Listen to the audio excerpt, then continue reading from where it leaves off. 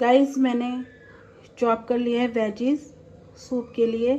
तो अब मैं जो है सूप की प्रिपरेशन करने जा रही हूँ। गाइस सूप जो है बॉईल होने के लिए मैंने रख दिया है और सूप जो है बॉईल हो रहा है अभी। गाइस सूप रेडी है।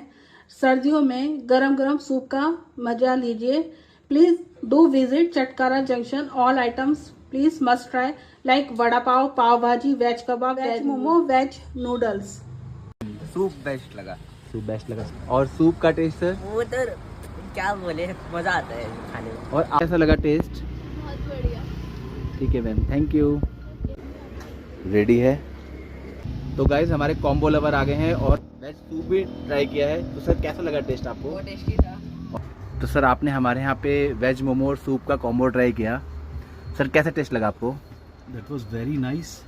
Momos were very good and filling बहुत अच्छी थी। सूप भी बहुत रिच था।